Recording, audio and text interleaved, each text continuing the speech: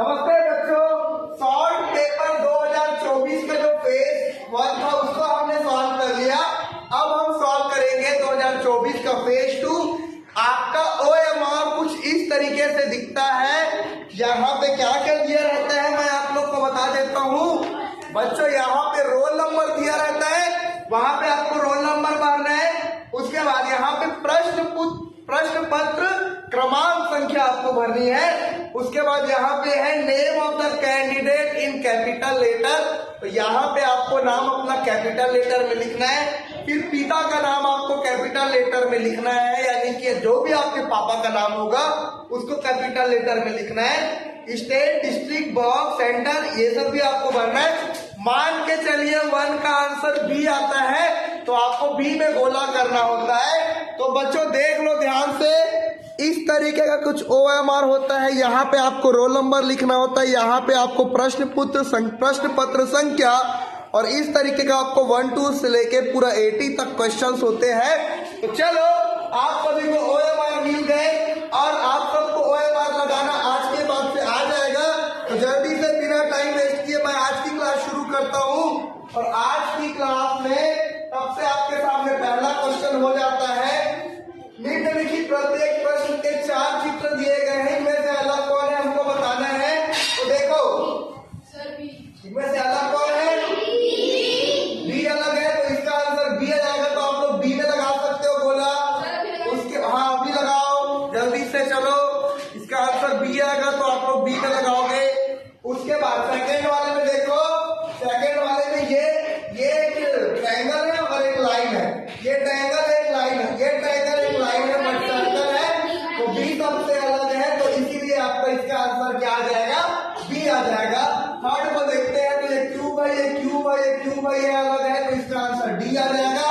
चौथे को अगर हम ध्यान से देखेंगे बच्चों, इधर देखो सब ध्यान से, इसमें तीर राइट साइड जा रहा है, इसमें भी तीर राइट साइड जा रहा है, इसमें तीर लेफ्ट साइड जा रहा है, इसमें भी तीर लेफ्ट साइड जा रहा है, इसमें तीर नीचे जा रहा है, इसमें भी तीर नीचे जा रहा है, लेकिन इसमें तीर जो है वो एक दूसरे की तरफ आ रहा है। तो बी जो है वो आपका करेक्ट आंसर हो जाएगा, है ना। जल्दी से बढ़ते हैं आपके नेक्स्ट क्वेश्चन की ओर। फोर्थ के बाद आपका फिफ्थ क्वेश्चन क्या कहता है, 4 चित्र दिए गए हैं, सब लोग को चुनना है। हाँ, थर्ड का आंसर डी आएगा और फोर्थ का आंसर बी आएगा। अब हम देखते हैं 5वें क्वेश्चन को। जल्दी से देखो, हम लोगों को समान आकृति का क्वेश्चन है, यानी कि जैसा हमको प्रश्न में दिया गया है बिल्कुल वैसा ही हमको आंसर में मिलना चाहिए। तो देखो एक ही ऐसा है जो इक्वल है, तो ए इसका आंसर हो जाएगा, दूसरे का आंसर आपका आ जाएगा सी। जल्दी से मैं क्वेश्चन नंबर 7 पे आता हूँ। क्वेश्चन नंबर 7 पे W बना हुआ है, यहाँ भी एक W बना हुआ है, तो इसका आंसर क्या आएगा मैं आपको बता देता हूँ, सी आएगा। क्वेश्चन नंबर 7 का आंसर सी आएगा, 7 का सी। अब आ जाओ क्वेश्चन नंबर 8 पे। पर ज्यादा रुकूंगा नहीं, मैं फटाफट बताऊंगा क्योंकि हमारे पास टाइम बहुत कम है। प्रश्न नंबर 8 आप देखोगे इसके जैसा कौन सा दिख रहा है, तो डी दिख रहा है। अब 8वें के बाद हम आ जाते हैं 9वें प्रश्न पे। 8वां का डी है ना, 8वां का। हाँ बेटा चलो कोई बात नहीं यार। और कोई भी बच्चे OMR में एक दो ऑप्शन में मत लगाना, आपको OMR पे चेक नहीं होगा, आपकी पूरी मेहनत हो जाएगी। क्वेश्चन नंबर 9 देखा जाएगा, तो हमको पैटर्न को पूरा करना है। तो इसमें से 9वें का मैं आपको आंसर बताता हूँ डी। ये देखो यहाँ पे ऐसा ट्रायंगल है, यहाँ सर्कल है, यहाँ भी सर्कल आना चाहिए, इस प्रकार से इसका आंसर डी आ जाएगा। 10वें को मैं देखता हूँ, 9 का डी आएगा। अब 10वें का मैं देखता हूँ 10वें में कौन सा वाला है, तो बताओ बच्चों। 10वें का आंसर आपका है ए है। जल्दी से 11वें में आ जाता हूँ। 11वें में हमको इसके पैटर्न को पूरा करना है, ये ऐसा, तो कुछ ऐसा बने। हाँ 10वें का आपका आएगा ए। अब 11वें में देखो ऐसा बनना चाहिए और ऐसा गोला बनना चाहिए, तो ऐसा है, ऐसा गोला बनना चाहिए, और ये जो डार्क लाइन है वो डार्क लाइन होनी चाहिए, तो ए आपका करेक्ट आंसर है। 12 नंबर के क्वेश्चन को देखेंगे तो कुछ नहीं, यहाँ पे एक लाइन चाहिए, यहाँ पे एक लाइन है, ऑप्शन नंबर सी आपका करेक्ट आंसर है। अब आते हैं क्वेश्चन नंबर 13 पे। हाँ 12 का सी आएगा बेटा, है ना। अब हम इसको पढ़ेंगे। निम्न प्रश्नों में 3 प्रश्न चित्र दर्शाए गए हैं और चौथे चित्र से स्थान छोड़ा गया है। प्रश्न चित्र श्रेणी क्रम में है, हमको बताना है चौथे नंबर पे क्या आएगा। मेरे प्यारे बच्चों देखो, ये जो प्लस था पहले यहाँ था, फिर यहाँ आया, फिर यहाँ आया, अब यहाँ आएगा। ऐसा सिर्फ सी में है, तो 13 का आंसर सी हो जाएगा। जल्दी से बढ़ते हैं क्वेश्चन नंबर 40 सी है। हाँ, अब क्वेश्चन नंबर 40 को देखो, एक ट्रायंगल के नीचे एक और ट्रायंगल बन गया, फिर एक और ट्रायंगल बन गया, तो फिर एक और ट्रायंगल बनेगा, तो कौन सा आएगा बताओ? बी आएगा। बी आपका करेक्ट आंसर है। क्वेश्चन नंबर 50 में एक सेमी सर्कल था, फिर 2 सेमी सर्कल बने, फिर 3 सेमी सर्कल बन गए, फिर 4 सेमी सर्कल बन जाएंगे, तो इसका आंसर 15 का ए आ जाएगा। जल्दी से बढ़ता हूं मैं 16 नंबर के क्वेश्चन में। देखोगे प्यारे बच्चों, देखो पहले से दूसरा का ध्यान यहाँ होना चाहिए। पहले से दूसरे में क्या चेंज हो रहा है, इसको हमको देखना है। देखो पहले से दूसरे में क्या चेंज हो रहा है, ये लाइन को कंप्लीट कर दिए और इधर एक लाइन एक्स्ट्रा खींच दिए, फिर ये लाइन को कंप्लीट कर दिए, इधर लाइन एक्स्ट्रा खींच दिए, फिर ये लाइन को कंप्लीट करेंगे, इधर लाइन एक्स्ट्रा खींचेंगे, तो आपका सी आपका करेक्ट आंसर हो जाएगा। तो ये हो गया क्वेश्चन नंबर 16।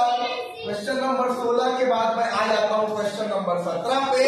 और क्वेश्चन नंबर 17 को आप ध्यान से देखोगे तो बच्चों, यहाँ सर्कल है, यहाँ ट्रायंगल है। दूसरे पे क्या हुआ, सर्कल के जगह ट्रायंगल आ गया और ट्रायंगल के जगह सर्कल आ गया, और सर्कल पहले 2 था, ट्रायंगल 2 हो गया। एक के साथ जितने लोग जाओ बिल्कुल करेक्ट हो, यहाँ पे करेक्ट आंसर है।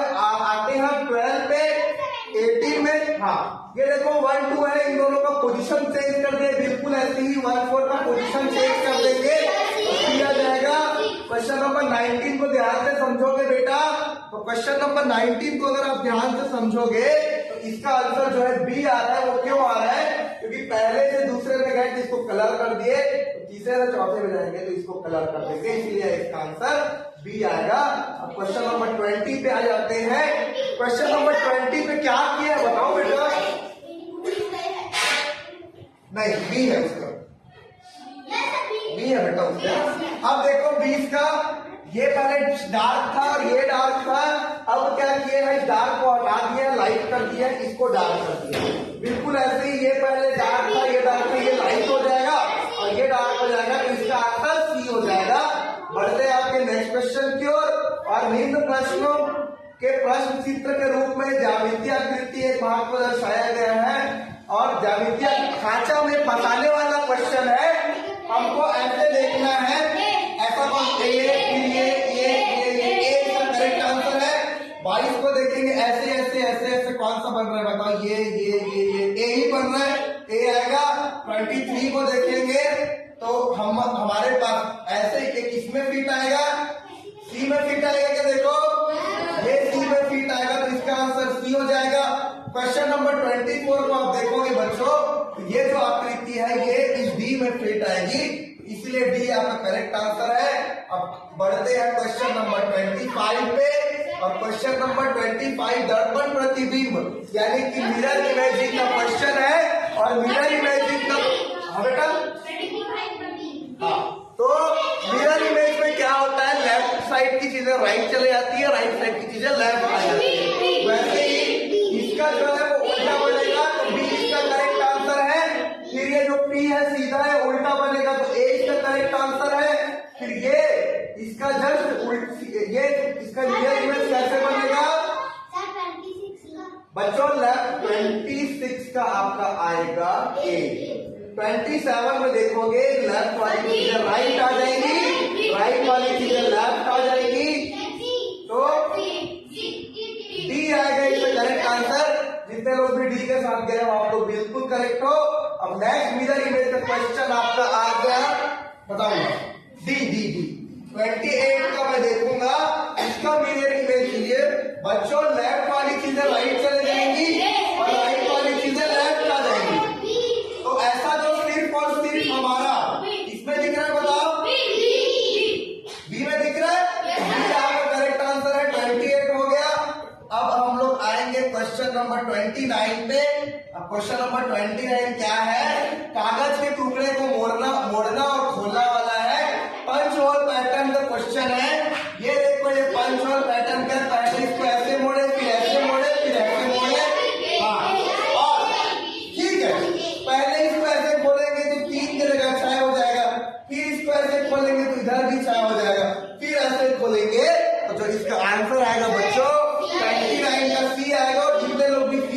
गए उन लोग बिल्कुल करेक्ट हो। जल्दी से बढ़ते हैं नेक्स्ट क्वेश्चन की ओर। और नेक्स्ट क्वेश्चन में कागज को पहले ऐसे मोड़ा गया, फिर ऐसे मोड़ा गया, फिर ऐसे पंच किया गया। तो उस प्रकार से चलो आंसर बताओ क्या आएगा। क्यों पता है? क्योंकि इसको हम पहले ऐसे खोलेंगे ना तो ये ऐसे बन जाएगा, है ना। फिर ऐसे खोलेंगे तो ऐसे बन जाएगा, फिर खोलेंगे तो इसका जो आंसर आएगा वो डी आएगा। डी आपका करेक्ट आंसर है ना। जल्दी से बढ़ते हैं आपके नेक्स्ट क्वेश्चन की ओर। क्वेश्चन नंबर 30 आपका हो गया। अब जल्दी से हम देखते हैं बच्चों क्वेश्चन नंबर 31 और 32 को। पहले कागज ऐसे था, ऊपर की तरफ मोड़ा गया, फिर लेफ्ट राइट की तरफ मोड़ा गया, फिर आपके सामने दो ट्रायंगल बनाए गए, है ना। तो इसका आंसर क्या है मैं जल्दी से आपको बता देता हूँ। जितने लोग भी सी के साथ गए हो आप लोग बिल्कुल करेक्ट हो। 31 का सी बिल्कुल करेक्ट है। अब आते हैं बच्चों 32 में। अगर आपको ये पंच होल वाला कागज को मोड़ने वाला समझ नहीं आ रहा है तो आप मेरे चैनल पे जा सकते हो, और पुरानी वीडियो में मैंने पंच होल पैटर्न बहुत अच्छे से पढ़ाया है, उसको देख के आपका क्लियर हो जाएगा। Moving to question number 32। पहले ऐसे मोड़े, फिर ऐसे मोड़े, दो पंच कर दिए। पहले ऐसे खोलेंगे, फिर ऐसे खोलेंगे, फिर ऐसे खोलेंगे। इस प्रकार इसका आंसर बी आ जाएगा। जिससे लोग बी के साथ गए हो आप लोग बिल्कुल करेक्ट हो। अब निम्न प्रश्नों में एक प्रश्न चित्र दिया गया है तथा ABCD से चिन्हित 4 उत्तर चित्र दर्शाए गए हैं। उत्तर चित्रों से उस चित्र का चयन करें जिसे प्रश्न चित्र में उपलब्ध कट आउट करके बनाया जा सकता है। तो 33 का आपका जो है जितने लोग भी ए के साथ गए हो करेक्ट हो। क्यों? क्योंकि ना हमको ये इसमें ढूंढना है, तो ये इसमें ढूंढना है, तो ये ऐसा है, इसमें ये लाइन ढूंढना, ये लाइन है, ऐसा है, ऐसा है। तो इस प्रकार से इसका ए करेक्ट आंसर हो जाएगा। अब 34 को ध्यान से देखो, दो ट्रायंगल है और दो पेंटागन है। तो हमको उत्तर चित्र में भी दो ट्रायंगल और दो पेंटागन चाहिए। तो देखो बच्चों यहाँ पे दो ट्रायंगल और पहला पेंटागन और दूसरा पेंटागन, ये हो गया ए। अब हम क्वेश्चन नंबर 35 पे आ जाते हैं। 35 हाँ 34 भी मैं करा देता हूँ। ये 34, तो 34 का जो आंसर आएगा वो ए आएगा। जल्दी से आते हैं क्वेश्चन नंबर 35 पे। ऐसा कौन सा दिख रहा है? देखो दो ट्रायंगल है, एक ट्रायंगल, दो ट्रायंगल, क्वाड्रिलेटरल। कितने लोग डी के साथ गए हो? हाँ, इसका आंसर डी आएगा। क्वेश्चन नंबर 35 हो गया। 35 का डी आएगा। अब 36 को देखो बच्चों, 36 का आंसर क्या आ रहा है? 36 का आंसर सी आ रहा है। क्यों? क्योंकि हमको एक ऐसा रेक्टेंगल चाहिए, ऐसा रेक्टेंगल है, ऐसा ट्रायंगल चाहिए, ऐसा है, इस तरीके का शेप चाहिए, इस तरीके का शेप है, इसका सी आएगा। 36 हो गया। अब आते हैं क्वेश्चन नंबर 37 पे। ये देखो बच्चों, ये आपका क्वेश्चन नंबर 37। हाँ, निम्न प्रश्न में एक प्रश्न चित्र दिया गया है तथा ABCD से चिन्हित 4 उत्तर चित्र दर्शाए गए हैं। चित्रों से उस चित्र को चुने जिसमें प्रश्न चित्र सम्मिलित है। ये छिपी हुई आकृति का क्वेश्चन है बेटा, और छिपी हुई आकृति का क्वेश्चन मैं करा चुका हूँ। जितने लोग नहीं देखे हो, नहीं समझ में आएगा तो आप लोग मेरे YouTube चैनल पे जा सकते हो। ये कुछ ऐसा है, ऐसा 37 में हमारे सामने ऑप्शन देखो। 37 में इस तरीके का ऑप्शन कौन सा है? ये देखो, इसका मैं आप लोगों को आंसर बता देता हूँ। इसका ए आएगा। उसके बाद देखो, एक लाइन, दो लाइन, तीन लाइन, एक लाइन, दो लाइन, तीन लाइन, बी में इसलिए 38 का आंसर बी आ जाएगा। क्वेश्चन नंबर 39, एक गुड्डा है उसके दो हाथ है, और वैसे एक गुड्डा है उसके दो हाथ है, ये आ जाएगा। ये वाला क्यों नहीं आएगा? क्योंकि उल्टा हाथ है। बी क्यों नहीं आएगा बच्चों? क्योंकि इस गुड्डा के हाथ के बीच में गैप, इसमें गैप नहीं है और इसमें गैप है, तो ये नहीं आएगा। आपका आंसर डी आ जाएगा। जल्दी से बात कर लेते हैं क्वेश्चन नंबर 40 की। और क्वेश्चन नंबर 40 में हमको ढूंढना है कि कौन सा वाला है। तो क्वेश्चन नंबर 40 का आंसर बी आ जाएगा। ये आप देखिए इसमें छुपी हुई है, इसका आंसर बी आएगा। अब हमारा स्टार्ट हो गया मैच। अब जल्दी से मैं मैच को शुरू कर देता हूँ। जल्दी से आप लोग रेडी रहो।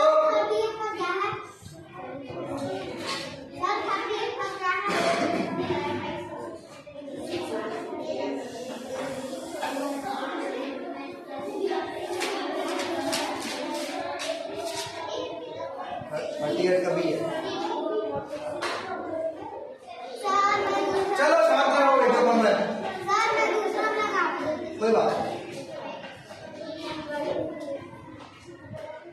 चलो क्वेश्चन है, निम्न प्रश्नों में प्रश्न के लिए 4 संभावित उत्तर है, इसमें से एक होगा। हमारे पास क्वेश्चन क्या है, मैं जल्दी से लिख लेता हूं। हमारे पास क्वेश्चन है, ये देखो 5 + 77/10 + 7/100 + 77/1000, इसको सरल करना है। इसका आसान ट्रिक बताओ। 5 को 5 ही लिखो। देखो यहाँ पे 1 0 है तो एक पॉइंट छोड़ के, एक अंक छोड़ के 0 लगा दो। यहाँ पे 2 0 है तो 2 अंक छोड़ के 0 लगा दो, इस तरीके से। उसके बाद यहाँ पे 3 0 है तो 3 अंक छोड़ के 0 लगा दो, इस प्रकार से। अब इन सबको जोड़ दो। 5 + 7.7 + 0.07, कितने लोगों का आंसर आ गया? अच्छी बात। 0.077, जहां जहां पे 16 लग रहा है वहां पे 0 लगा दो, है ना। इसको 5.0 लिख दो। 7 7 दूनी 14, यहाँ 1 7 और 1 8, है ना। और 7 5 कितना होता है? 12। तो 12.847 हमारे पास ऑप्शन में है क्या? हाँ, 12.847 हमारे पास ऑप्शन में है। 41 का डी हो जाएगा, है ना। अब बात कर लेते हैं आपके नेक्स्ट क्वेश्चन की। कितने 1/6 को मिलाने से 41 नहीं 2/3 प्राप्त होगा? जल्दी से इस क्वेश्चन को मैं सॉल्व कर लेता हूं। देखो जल्दी से क्वेश्चन में क्या है, शांत रहो ना, वीडियो बन रहा है। अब हमको क्या करना है? 41 सही 2/3 में 1/6 को डिवाइड करना है। तो देखो इसको सॉल्व करोगे तो 41 × 3 + 2 / 3/16। उसके बाद 41 × 3 करोगे तो 3 1 3, 3 4 12 + 2 /3/16। 123 + 2 हो जाएगा 125/3 /16। और 125 को आप 16 से डिवाइड करोगे तो आपका 250 आंसर आ जाएगा। 250 ऑप्शन में है, तो ऑप्शन सी करेक्ट हो जाएगा। जल्दी आपका फेवरेट क्वेश्चन आ गया बच्चों। 7 अंकों की बड़ी से बड़ी संख्या तथा 8 अंकों की सबसे छोटी संख्या का योगफल क्या है? देखो 7 अंकों की बड़ी से बड़ी संख्या यानी कि 1 2 3 4 5 6 7 एवं 8 अंकों की छोटी से छोटी संख्या का योग। 8 अंकों की छोटी संख्या यानी 1 2 3 7 0 लगाना है। 1 2 3 4 5 6 7। हमको इसका योगफल निकालना है 9 9 9 9 9 9। इसका आंसर आ जाएगा 199999। तो ये वाला जो आंसर है बिल्कुल करेक्ट है। 43 का जो आपका आंसर ए आएगा, ए बिल्कुल करेक्ट हो। अब आते हैं क्वेश्चन नंबर 44 पे जल्दी से। 1 मिनट एलसीएम एचसीएफ आप लोगों ने बहुत अच्छे से किया है। यहाँ पे है 3 घंटियां क्रमशः 9 12 15 मिनट के अंतराल पे बचती है। यदि वह प्रातः 8 बजे एक साथ बजे तो फिर दोबारा कब एक साथ बजेगी? तो हमको 9 12 और 15 का पहले एलसीएम लेना है बच्चों। 9 देखो 12 और 15 का एलसीएम लेना है। और वो एक साथ कब बजी? सुबह 8 बजे, प्रातः 8 बजे। तो उसके एलसीएम से हमको जोड़ देना है। सबसे पहले ये किससे जाएगा? 3 से जाएगा। 3 3 9, 3 4 12, 3 5 15। फिर 2 से जाएगा, 3 नहीं जाएगा, 2 2 4 5। फिर 2 से जाएगा, फिर 3 से जाएगा, फिर 5 से जाएगा। तो इसका एलसीएम आ गया। कितना आ गया इसका एलसीएम? 5 किया 15, 15 दूनी 30, 30 दूनी 60, 60 किया 180। तो 180 आपका आंसर आ गया। जो 180 है वो मिनट है, और 180 मिनट यानी होता है बच्चों 3 घंटे। और प्रातः 8 बजे एक साथ बजी, तो 8 में आपको 3 घंटा जोड़ देना है। तो 11 बजे फिर से वो एक साथ बजेगी। तो इसका आंसर जो है वो आ जाएगा 11 बजे प्रातः। अब फिर से आपके सामने क्वेश्चन आ गया। सबसे छोटी विषम अभाज्य संख्या सबसे छोटी विषम अभाज्य संख्या तथा 2 अंकों की सबसे बड़ी अभाज्य संख्या का योग क्या है। बच्चों जल्दी ध्यान से देखो, सबसे पहले तो आपको समझना होगा कि अभाज्य संख्या क्या होती है। अभाज्य संख्या वो होती है जो किसी से भाग नहीं जाती, और विषम संख्या, अभाज्य संख्या को हम इंग्लिश में बोलते हैं प्राइम नंबर। और सबसे छोटी विषम अभाज्य संख्या तथा 2 अंकों की सबसे बड़ी अभाज्य संख्या का योगफल क्या होगा। तो 2 अंकों की सबसे छोटी विषम अभाज्य संख्या आपकी आ जाएगी बच्चों 3, है ना। उसके बाद आपका आ जाएगा 2 अंकों की सबसे बड़ी अभाज्य संख्या 97, और 3 + 97 करोगे तो आपका आंसर 100 आएगा। जितने भी बच्चों का 100 आया है वो बिल्कुल करेक्ट है, इसका आंसर सी आएगा। मैं जल्दी से क्लास खत्म कर दूंगा, आप लोग टेंशन मतलब, फिर आप लोगों का नवोदय का पूरा जितना भी ट्यूशन था, ट्रेनिंग था, वो कंप्लीट हो जाएगा। निम्नलिखित में से कौन सा सही है। 45 का सी आएगा। निम्नलिखित में से कौन सा सही है। 5 मीटर 8 सेंटीमीटर 580 गलत। 7 मीटर 55 सेंटीमीटर ये वाला बिल्कुल सही है 7005। तो 46 का बी करेक्ट आंसर है। जल्दी से बढ़ते हैं 47 क्वेश्चन पे, और 47 क्वेश्चन पे हमारे सामने दिया गया है 5.50। चलो मैं इसको लिख लेता हूँ, बता रहा हूँ 5.50। शांत रहो। 5.50 फिर क्या है आपके सामने 0.05, फिर क्या है आपके सामने 0.55, फिर आपके सामने क्या है 0.005, फिर आपके सामने क्या है 5.0005। 5.0005 हमको इसको आरोही में बदलना है कि अवरोही में बदलना है। मैं इसको बता देता हूँ, आरोही क्रम में बदलना है। तो सबसे छोटा इसमें आएगा बच्चों 0.005, उससे बड़ा आएगा 0.05, उससे बड़े आएगा 0.55, उससे बड़ा आएगा 5.005, उससे बड़े आएगा 5.5। तो इसका जो आंसर आएगा बच्चों वो 47 में ए करेक्ट आ जाएगा। जल्दी से बात कर लेते हैं 48 की। निम्नलिखित में से कौन से समतुल्य नहीं है। अब 48 को देखो, तो 48 का जो आंसर आ जाएगा वो सी आ जाएगा। 3/5 को कटाओगे ना, 18/30 को कटाओगे तो 3/5 आता है ना। 20/20 को कटाओगे तो 5/7 आता है। बिल्कुल उसी प्रकार से 36/72 को घटाओगे तो 9/18 आता है।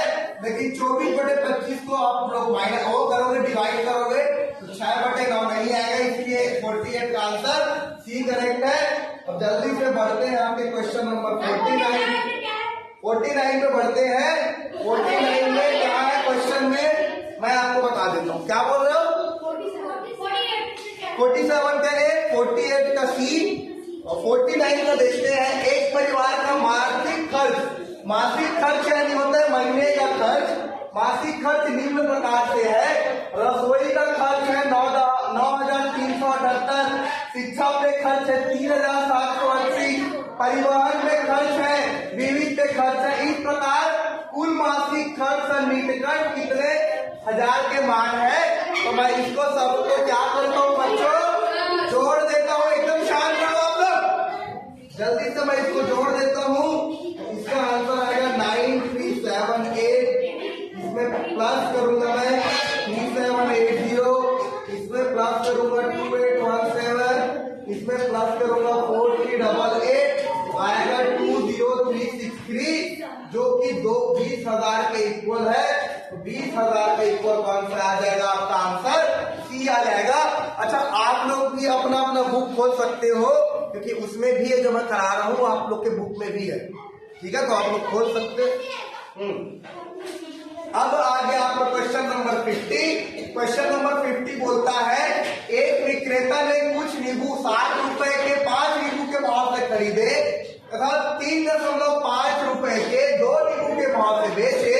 इस प्रकार 100 नींबू बेचने पर उसे लाभ होगी या हानि होगी, और अगर लाभ होगा तो कितना लाभ होगा और हानि होगा तो कितना हानि होगा। मैं एक बार और क्वेश्चन को पढ़ देता हूं जल्दी से बच्चों। एक विक्रेता ने कुछ नींबू 7 रुपए के 5 नींबू के भाव से खरीदे तथा 3.5 रुपए के 2 नींबू के भाव में बेचे। इस प्रकार 100 नींबू बेचने पर उसका लाभ है या हानि है, इसका मैं सॉल्यूशन कर देता हूं जल्दी से। देखो सबसे पहले आप लोग लिखोगे एक नींबू का क्रय मूल्य। क्रय मूल्य यानी होता है कॉस्ट प्राइस। क्या होता है?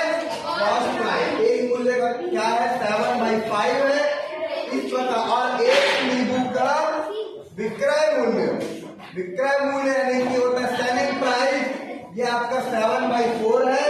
और विक्रय मूल्य ज्यादा है क्रय मूल्य से तो आपका लाभ होगा। और आप 7/4 माइनस 7/5 कर दोगे तो आपका आ जाएगा 7/20। और 100 नींबुओं पर लाभ निकालना है तो 7/20 into 100 कर दो। 0 से 0 कर दे, 2 पंचे 10, 7 पंचे 35। जितने बच्चों का भी आंसर 35 आया है उन लोग करेक्ट है तो 35 का लाभ होगा। क्वेश्चन नंबर 51 जल्दी से देखते हैं। क्वेश्चन नंबर 50 का आंसर है 35 का लाभ यानी कि ऑप्शन नंबर 2। क्वेश्चन नंबर 51 पे हम आते हैं।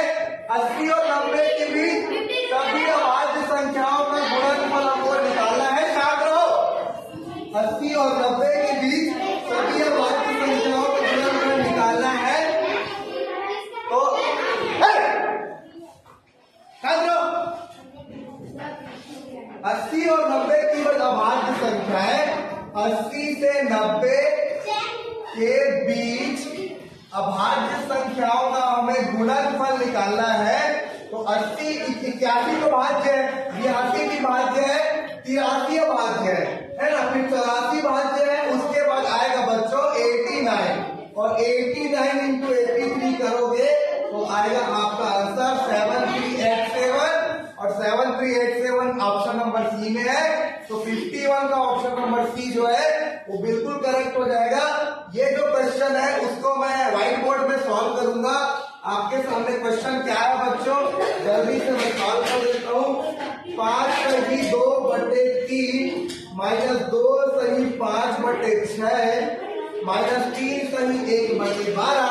इसको हमको सॉल्व करना है। देखो 5 के 15 2 17/3 माइनस 6 दूनी 12 5 17 होता है 17/6 माइनस 12 किया 36 12 का 12 दूनी 24 12 के 36 और 1 37/12। इन तीनों का एलसीएम निकालोगे तो इन तीनों का एलसीएम आएगा बच्चों 12 है ना। और 3 चौक 12 17 चौक कितना होगा आप निकाल लो। 4 सत्ते 28 4 एकम 4 2 4 एकम 4 4 2 6 68 है ना। माइनस 6 दूनी 12 17 दूनी 34 माइनस 37 करोगे तो जो इसका आंसर आ जाएगा बच्चों वो आपका आएगा -3/12 यानी -1/4 और -1/4 आपका ऑप्शन नंबर बी में है। तो ऑप्शन नंबर बी बिल्कुल करेक्ट हो जाएगा। अब आपके सामने नेक्स्ट क्वेश्चन है। 1.3 मीटर भुजा वाली 4 वर्गाकार मेजों को किनारे से किनारे बढ़ाकर इस प्रकार रखा गया कि एक बड़ी आयताकार मेज प्राप्त हुई। इस मेज का परिमाप क्या है आपको निकालना है। जल्दी से मैं इसका क्या है परिमाप निकाल लेता हूं। तो सबसे पहले देखो बड़ी आयताकार मेज की लंबाई लेंथ कितना है 4 into 1.3 यानी कि 5.2 मीटर। चौड़ाई आपकी यानी कि ब्रेड आपका हो जाएगा 1.3 मीटर। तो परिमाप निकालोगे तो 2l + b होता है। तो 2 5.2 + 1.3 करोगे तो आपका जो आंसर आ जाएगा वो आ जाएगा 13 मीटर आ जाएगा आंसर। तो इस प्रकार से बच्चों क्वेश्चन नंबर 53 का आंसर 13 करेक्ट है। अब ये दंड चार्ट दिया है, इससे सरल कुछ नहीं होता। दिया गया दंड चार्ट एक विद्यार्थी द्वारा 4 विषयों में प्राप्त अंकों को दर्शाता है। 53 अच्छा 53 का 13 आएगा सी है ना। 54 को देखो, दिया गया दंड चार्ट एक विद्यार्थी द्वारा 4 विषयों में प्राप्त अंकों को अंकों का औसत है। ये देखो अंग्रेजी में 80 आया, ये डबल क्वेश्चन है, औसत का भी क्वेश्चन है और दंड चार्ट का भी क्वेश्चन है ना। अंग्रेजी में 80 आया, हिंदी में 70 आया, गणित में 90 आया और विज्ञान में 60 आया। अगर हमको इसका औसत निकालना है बच्चों तो मैं जल्दी से इसका औसत निकाल देता हूँ नेक्स्ट पेज में, है ना। तो सबसे पहले 80 आया था, फिर 70 आया था, फिर 90 आया था, फिर 60 आया था। डिवाइड बाई 4 करेंगे मेरे प्यारे बच्चों। औसत का फॉर्मूला क्या होता है? Sum of observation divided by number of observation, यानी कि राशियों का योग बटे राशियों की संख्या। अगर आप इन सबको जोड़ोगे तो आपका आंसर आएगा 300 बटे 4। 300 बटे 4 यानी क्या आएगा 75। इसका आंसर जो आएगा 75 बी आ जाएगा, 54 का बी। अब आते हैं क्वेश्चन नंबर 55 पे। एक वर्ग तथा एक आयत के क्षेत्रफल बराबर है यदि वर्ग की प्रत्येक भुजा 42 है तथा आयत की चौड़ाई ये है, तो आयत का हमको परिमाप निकालना है। तो देखो सबसे पहले तो बच्चों आप लोग ये समझ लो कि क्वेश्चन में क्या दिया है।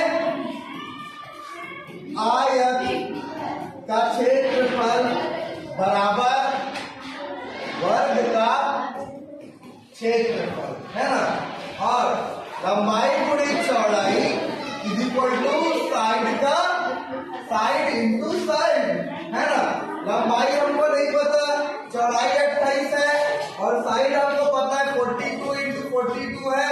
तो एल निकालेंगे तो 42 इंटू 42 डिवाइडेड बाई 28 आ जाएगा, विच इम्प्लाइज दैट लंबाई आपकी 63 आ जाएगी।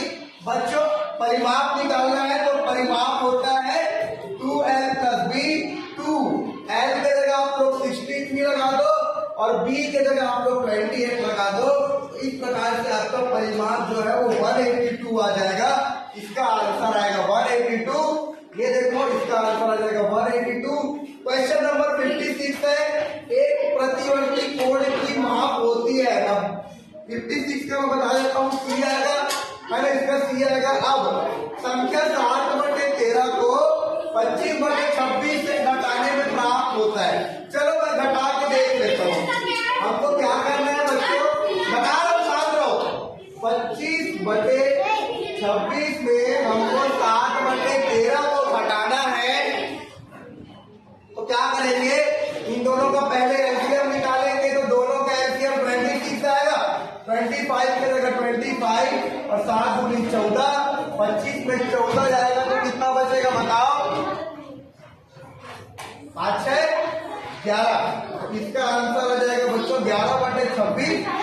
तो 11 बटे 26 जो है वो बिल्कुल, एक मिनट, इसका जो आंसर आएगा वो 11 बटे 26 आएगा। ऑप्शन नंबर ए के साथ आप लोग चले जाओगे। क्वेश्चन नंबर 58 है आपका। एक टीवी को 16,920 में बेचने पर एक डीलर को 1,080 की हानि होती है। वह इस टीवी को कितने में बेचे कि 1,080 का लाभ हो? तो जल्दी से मैं ये क्वेश्चन जल्दी से सॉल्व कर देता हूँ। देखो क्या चीज, 56 का जो आंसर है वो है सी है, और 57 का जो आंसर है वो ए है। तो इस क्वेश्चन को मैं फिर से पढ़ देता हूँ। एक टीवी को इतने में बेचने पर इतने की हानि होती है, तो वह टीवी को कितने में बेचे कि 1,080 का लाभ हो? तो क्रय मूल्य बराबर होता है बच्चों विक्रय मूल्य प्लस हानि, यानी कि 16,920 प्लस 1,080 करोगे, है ना, तो 18,000 आ जाएगा। और लाभ आपको कितना चाहिए? 1,080 का चाहिए। तब हमारा विक्रय मूल्य बराबर आ जाएगा क्रय मूल्य प्लस लाभ, यानी 18,000 प्लस 1,080 और 18,180 को जोड़ोगे तो 19,080 आ जाएगा। इसका 19,080 यानी कि 58 का बी करेक्ट है। अब हम आते हैं सेकेंड लास्ट क्वेश्चन पे। छायांकित भाग में क्षेत्रफल निकालना है बच्चों। हाँ 59 का मैं बता रहा हूँ। ये देखो इतना एक रेक्टेंगल है, इतना एक रेक्टेंगल है, इतना एक रेक्टेंगल है।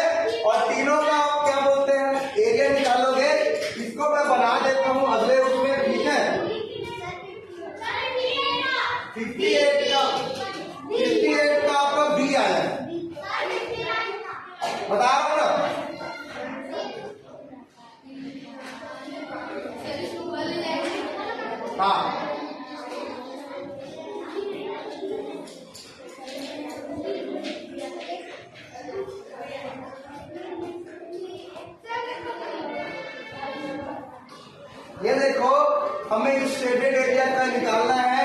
तो पहले इस रेक्टेंगल का निकालो, फिर इस रेक्टेंगल का निकालो, फिर इस रेक्टेंगल का निकालो। तो हम जब उसके एरिया निकालेंगे तो सबसे पहले देखो 15 इंटू 15 इस रेक्टेंगल को निकाले, फिर 5 इंटू 4 ऐसा करके हम सभी रेक्टेंगल को निकालेंगे बच्चों।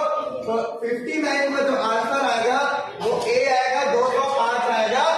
अब हम आते हैं आज के लास्ट क्वेश्चन में, है ना। और लास्ट क्वेश्चन है, इसके बाद आपकी नवोदय की क्लास पूरी खत्म हो जाएगी।